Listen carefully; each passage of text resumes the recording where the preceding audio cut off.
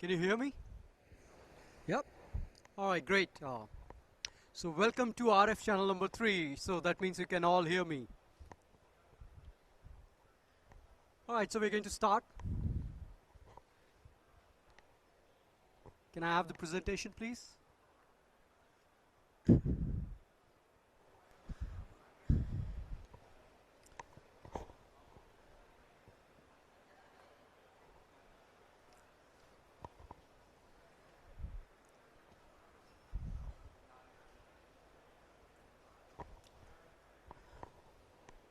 All right, my name is Lalit Kumar. I'm Solution Architect with Amazon Web Services. I'll start with a quote. Friends don't let friends store data unencrypted. Why? Because encryption is one of the most powerful control that is being built to secure data. You can store and process data securely with encryption. But while encrypting, it should be easy. It should not be very difficult. It should not be understanding all the complexities and maths behind the algorithm of encryption. It should be easy to implement for a developer, for any organization. We have specifically built 2 services around encryption. First one is AWS Key Management Service that stores the keys which are used to encrypt your data. The second is AWS Certificate Manager, using which you can deploy SSL certificate securely for your application. We are going to refer to these services during the course of presentation as KMS and ACM.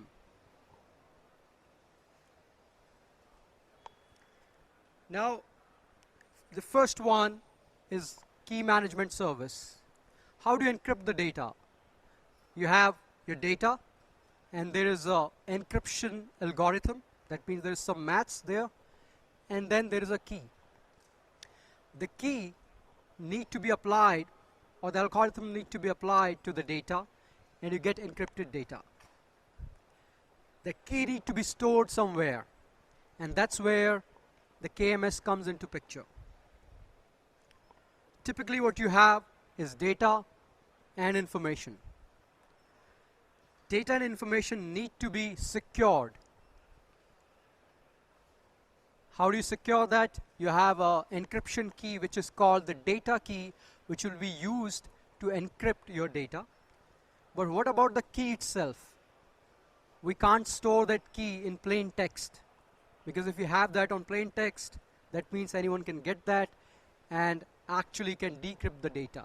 So the key further need to be secured.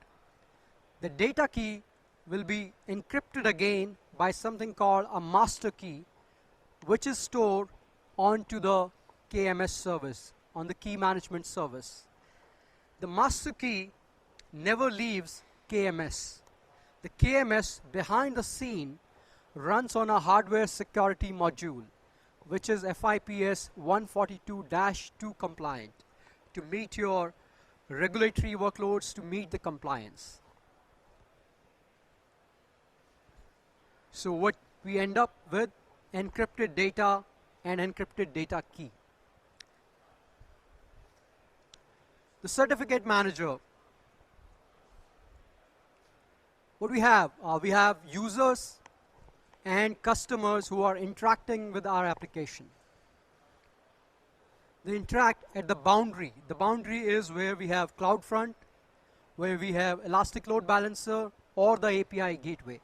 These are the entry points for any application that you're running on AWS.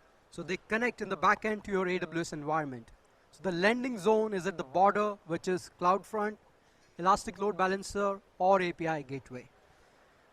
ACM securely deploy SSL certificate on CloudFront, ELB, and API gateway. And the private key, the certificates are also encrypted again by KMS in the background. Again, it's been encrypted by a master key which never leaves the KMS. But let's look from your workload perspective, how your workload will look like. Your workload could be a multi-tier application where you might be using various services, and you have to ensure the data at rest as well as data in transit need to be secured and need your compliance requirement. Your workload might be something like this. You store data on S3.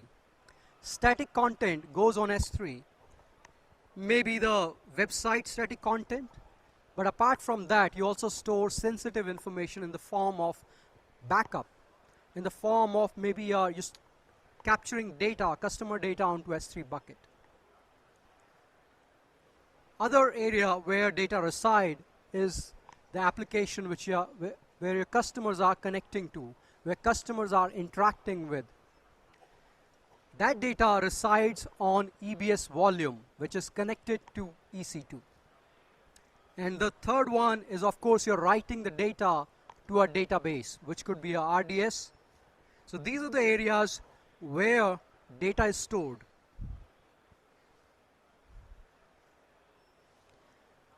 What about the network?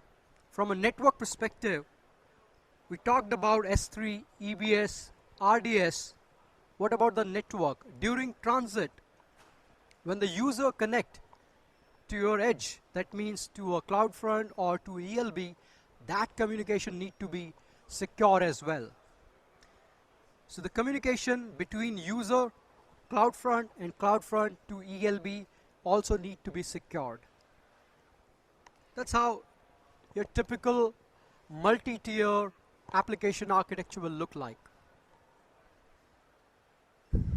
So we need to make sure all these areas, whether it's in transit or at rest, we have to secure the data. How do you protect data in S3? As this talk is about KMS and encryption and ACM, you write content onto S3, either the user access the S3 bucket or an application read and write through an S3 bucket. Right in the bucket properties, there's an option right there which you can choose, which is either a server-side encryption or a KMS-backed encryption. That means you have to pre-provision KMS keys, and behind the scene AES encryption is being applied. All the content in your bucket would now be secure. You provide the KMS key and we encrypt whatever you write, the objects you write to the bucket. And for decryption, of course, it need to call the key. The data key is being decrypted by the master key, which it gets by calling the KMS. So no very complex configuration right from the console. It's just a radio button. You just click that and it does the encryption for you. But a developer might work on a command line or an API. So it's a simple flag that could be set for our S3 bucket. Now, apart from just encrypting the data, it's also important what kind of permissions we are putting in. So KMS does integrate with IAM, where you can have granular control and define who can actually encrypt or decrypt the data, who has the permission to call KMS. Consider this. There's an EC2 which is running the application, and that application requires permission to encrypt and decrypt the data. If anybody else, any other application or any user will try to access the data, they will not get the data in plain text. So you define permission for the keys. You define an IAM role for the EC2. IAM roles, you don't have to put any kind of access key and secret key. IAM roles are for automated access between services. So if you are running an application on EC2, you add an IAM role to access S3. Now what if your bucket policies has been modified, let's say by accident, you make it public. If your bucket has been made public, that means anyone can read and write from it. But if KMS has been applied it's still not readable because it still requires permission. So your read and write are being denied. Why? Because it requires KMS key permission. The users who are connecting or any other application, they does not have IAM role which has a permission to talk to KMS to get the master key to decrypt the data key. So that does not exist, and hence your data in S3 is still secure. Use KMS and never risk exposing your data outside. Other aspect is EC2 and EBS volume. On the EBS volume side, let's understand how it works. There is a compute layer, which is EC2, and there is a EBS volume. EBS volume is a storage layer which connects to a server. That means you mount the disk to the server where a file system is being written based on Linux or Windows. How do you do encryption? In the past, encryption, you have to supply the plain text key and you encrypt the entire volume. The process was painful. You have to enter the passphrase manually. Do we recommend doing this? No, we don't recommend this. But what we provide, the mechanism that we provide is an integration encryption service right from the console when you're provisioning an EBS volume. So when you provision an EC2 volume, you also attach an EBS volume. At that point of time, right there, you have an option of defining whether you want encryption or not. And define the key, choose the key which you want, and your entire volume will be encrypted. What all would be encrypted? The underlying EBS volume, whatever is being written there, and the communication between the EC2 and EBS volume will also be encrypted. So data moving is also encrypted. What about the server which is running application itself? Underlying server performs the encryption, decryption. That means it's go and talk to KMS service, which is again governed by IAM policy.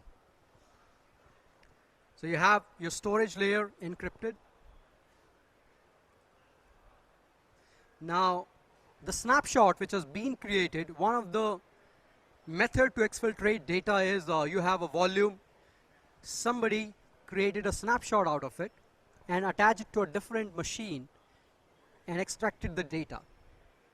That could be a mechanism, but if your EBS volumes are encrypted, the snapshots will also be encrypted. That means they could not decrypt that snapshot. If they create a volume, that volume is also encrypted, and for decryption it still requires the same key and the permissions. So all EBS volume that are created as encrypted volume will have encrypted snapshot. The same paradigm, that means the KMS is applied, or the encryption is applied and the key is stored in the KMS, then you don't have a risk of exposing your backup to the world. Not just the EBS volume and the EC2 instance, the same paradigm is applicable to RDS. Behind the scene, RDS is a managed database service running on top of EC2 and leveraging EBS volume. If you encrypt the EBS volume for the RDS, that means right from the console, in RDS you have a choice to encrypt it. It's just a simple flag or a check mark. So you could also encrypt your database. Now certain databases have native encryption capability like transparent data encryption. What if it's a MySQL kind of database? What if it's Postgres or MariaDB which does not have a native capability? At that point of time you can leverage either the application logic which you have to write, you have to spend time on that, or leverage the feature of native encryption from AWS where you choose to encrypt the RDS database and will encrypt the entire volume for you. Now, where do you share your data? You have a complete control in which region you move your data around, and also with which account you share your data. You might have multiple accounts in your organization and you want to share certain data. You want to share certain volume or backup. You define the permission for that, and you define permission for KMS to use it. So at all the point, you have a complete control over where your data move. What if you are running serverless? You don't use EC2 and you're running completely serverless. If you're using Lambda, even with Lambda, you have something called environment variables. You can actually encrypt your environment variables, and you can decrypt environment variables. Behind the scene, it integrates with KMS. You can also define data encryption at rest as well as in transit. While using Lambda, which is a serverless compute paradigm, you don't need to manage any kind of server. You just have to upload your code, and basis on an event, we will execute that code. Since there's no EBS volume attached here, you still require certain security so that you don't expose your environment variable. That could be done with KMS. So KMS also integrates with Lambda. So this is our multi-tier workload, and we have to make sure that every block is encrypted and we have security everywhere. With KMS and encryption, which is integrated, I can encrypt the bucket, I can encrypt EBS volume, I could also encrypt my databases. But we didn't talk about other things. What all you share on a network? Maybe your login ID, maybe your payment details, your password, your personal information, confidential data, sensitive data. While this data is at rest, it's secure because of the encryption. But while in transit, it also needs to be made secure, for which TLS or SSL certificates are used. So now we'll look for protecting data in transit. How do we protect data while data is in motion, while data is in transit? Now, why we need it? We don't want anyone listening on the network. We don't want any eavesdropper. So the typical problem of eavesdropping is being solved by SSL. So, as we say, dance like no one is watching and encrypt like everyone is. How do you request a certificate? Amazon provides something called Amazon Certificate Manager, which we call ACM. For your domains, for your workloads, which are using CloudFront, API Gateway, or Elastic Load Balancer, you could request for SSL. That means you don't have to buy a certificate from outside. ACM provides you certificate. And how do you add it to your domain? You could have a domain validation or an email validation method. And ACM will securely deploy SSL certificate for your workload. So there's an automated ACM provides automated certificate renewal. Can you also import certificate which you have taken outside Amazon? Yes. You could also import certificates which you have already taken from outside, and we'll manage the life cycle of those certificates. While we could not deploy certificate outside Amazon, we still manage the life cycle of those certificates. So there's automated renewal and automated deployment on Amazon. How does it work? How does ACM work? Behind the scene, ACM utilizes KMS, and where it gets deployed on CloudFront, Elastic Load Balancer, and API Gateway. There are other integrated services like Elastic Beanstalk or CloudFormation Template. CloudFormation Template is infrastructure as a code. When you're deploying your infrastructure, you could define ACM hooks and you deploy the certificate automatically on ELB. So security is our top priority. What we are doing in this, see, implementation of OpenSSL is quite tricky because there's 10,000 lines of code. What apart from ACM we have done is we have also have something called S2N. S2N is an open source package which we have developed for TLS, where we have actually eliminated or we are not using the rarely used features. We have turned them off, and the code is reduced to 6,000 lines. That means less amount of code to deploy TLS. So look at GitHub for S2N, and you can have a better TLS or much faster TLS implementation and performant. So the certificate and private key for SSL are encrypted with the data key, and the master key, which encrypts the data key, resides on KMS. So the data key is reside on KMS. That means the same control regulatory requirement of PCI DSS, of HIPAA, of other FedRAMP, SOC are still applied to ACM. Since we have multi-tier workload, we have seen how the data is secured at rest. For data in transit, we do have ACM, which deploys SSL certificates.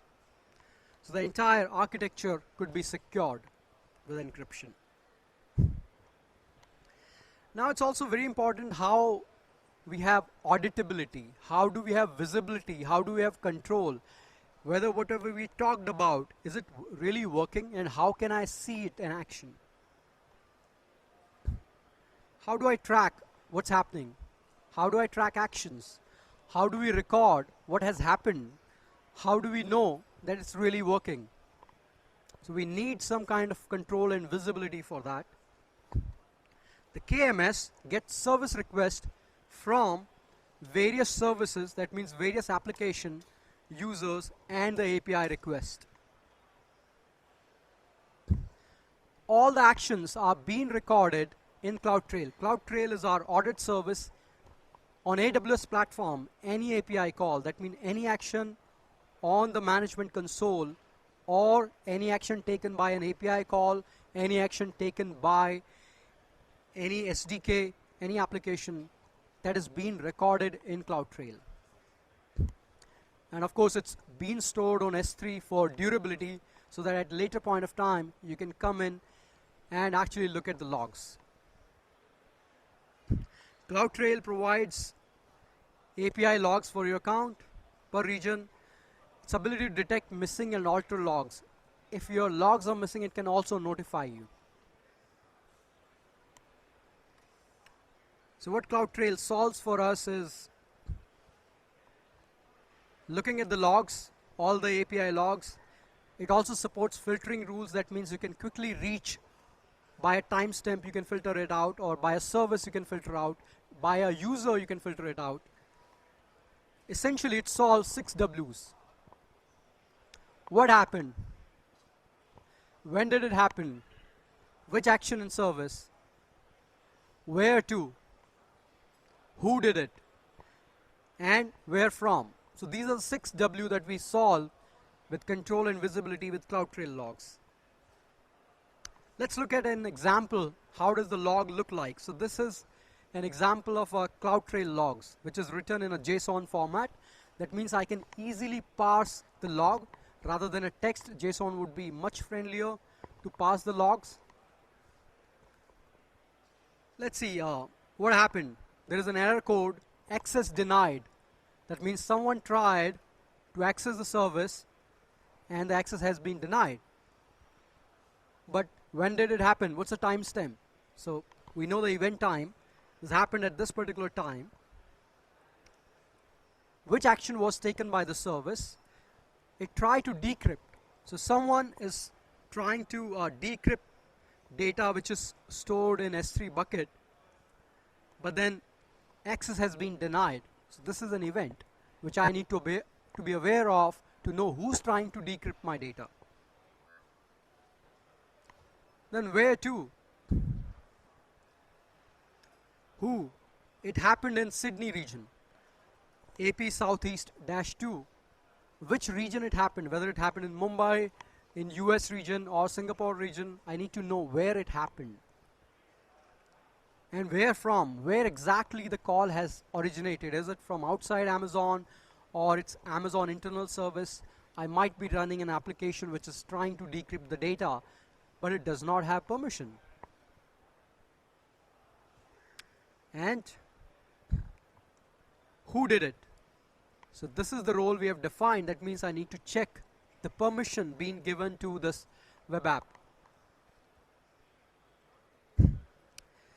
The AWS platform provides global compliance. So by default, all our region goes through a lot of compliance program. Every 6 months, this is being validated. Some of the examples are SOC 1, SOC 2, SOC 3, FedRAMP, PCI DSS, which is running your credit card, healthcare industry, HIPAA compliance, NIST, CSA, FedRAMP, and specifically to encryption, there is a FIPS 140-2 compliance. That means the control of the KMS is being established in SOC reports, and FIPS 140-2 establish that there is no mechanism by which the master key could be taken out. So there's no tooling built in KMS where somebody can or an individual can take out the master key in a plain text. It does not provide any tooling. That's a validation being done by FIPS 140-2. So if you're running any kind of financial workload, healthcare workload, where you need to encrypt the data, maybe you're storing credit card information, maybe you're storing patient information, PII data, you could leverage KMS to encrypt that workload. Specific to KMS, it complies with the ISO framework. It also complies with PCI DSS, the payment workloads, HIPAA, healthcare workload, FedRAMP, which is the US government, and SOC 1, SOC 2, SOC 3 workload. Now, KMS, some of the use cases. KMS, as we have seen, is used to encrypt the data at rest. Now, if you're building any application which requires encryption, you could simply choose at the EBS layer, at the S3 layer, or at a database layer, whether you want to encrypt that or not. Now, there are some interesting use cases of KMS. What if you have to store or build your own secret management system? With S3 and KMS, you could actually build your own secret management system. That means you could build a vault kind of service. Let's say you're writing certain secrets on S3, and your application requires those secrets. Those secrets could be maybe the database credential. So that could be a database credential that you want, but you don't want in a plain text written in a config.js file. So every time your application, whenever it requires it, will go and fetch the information of the master key, and that will decrypt the data key, that will decrypt your data and give you data in a plain text. So you could think of various use cases apart from just the industry regulated workloads. We have also built something on top of it called Secret Manager, where you can store database credential or a parameter store, which is typically useful in a container kind of environment. If you're running Dockers, you're running container, you want to store your secrets into a parameter store, so which is being given by EC2 SSM, which behind the scene uses the same KMS. So KMS complies to all these governance programs. So what we learn, that encryption, it's not difficult. All you have to do is choose the right option. You have to just select that you want to encrypt a particular data, create a key for it, and you have a guarantee by the compliance certification that your master key will never be compromised. That means your data is secure. Second, it does integrate with broad range of services, whether S3, EBS, RDS, Lambda, Redshift. It integrates with almost 34 services. And there is a strong control and visibility of your data. You can actually know what has been compromised or what access has been, what error is there if somebody tried to decrypt the data without permission. How much does it cost? That's a question that everyone have. How much this entire encryption thing cost for me? It's easy to use, but what is the cost of it? ACM, the cost of deploying SSL certificate and the certificate itself is 0. That means on ELB, API Gateway, CloudFront, you can deploy your SSL certificate from ACM and manage their lifecycle as well without any cost. The key management service, what's the cost here?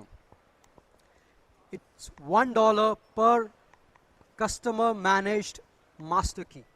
So you have a customer managed key. Now, one thing I want to mention here is when you deploy a particular service, let's say you use S3 or you use Lambda or you use an EC2, behind the scene, we also deploy a master key for you so that in case you want to use encryption. But you could also bring in your secret material, your key material. That means from your on-premise system, you can also import keys within KMS, and you can store your keys within KMS. And the lifecycle rotation will be entirely managed. You can just choose to rotate the keys. So $1 per master key, and then there is like a 3 cents per 10,000 calls. There is a generous free tier as well, up to 20,000. It comes under free tier request. So in a very inexpensive way, you could run encryption, you could use encryption and secure your data.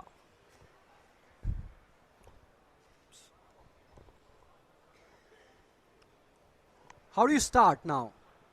You have to start from somewhere. How do you start? The very first thing that you do is you enable CloudTrail log. First of all, you need to have a visibility what is going on in your account. So enable CloudTrail log, not just for encryption. For everything else, you want to have an audit trail, who did what all API calls are there, so you can filter out the logs and see what's happening in your account. So it gives you a great visibility. Store it in S3 for durability. And then enable encryption at rest at least. At rest, it's a simple checkbox. If you're using console, if you're using command line, it's just one flag. There are 34 services which are integrated with KMS. Whether these are storage services, maybe Glacier, maybe storage gateway, maybe EBS, EFS, S3, analytics service. While you're storing the data, I took example of Lambda, which is completely serverless. Lambda might store the data into DynamoDB. After the processing layer, which is Lambda, it stores the data somewhere for persistence.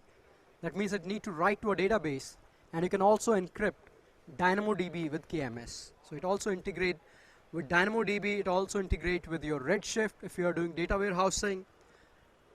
For developers, you could also encrypt your artifacts which you are developing. You can also encrypt your artifacts and make sure your IP get never leaked. Then streaming services while your data is in stream. One of the trend is now AI is picking up and everyone is talking about machine learning. The models that you're building, they're also your assets. You have built those models, you have used algorithm, you have trained them. You could also encrypt your models with KMS, so it's also integrate with SageMaker. Other services like messaging, Connect, CloudTrail, CloudWatch, and of course ACM integrates with KMS. These are the reference guides. You could look at them. You could take a picture or you can scan the QR code. I'll pause for a minute here. There are 3 guides here. One talks about Amazon S3. How do you encrypt your bucket? Most probably the first starting point for someone is storing data in S3.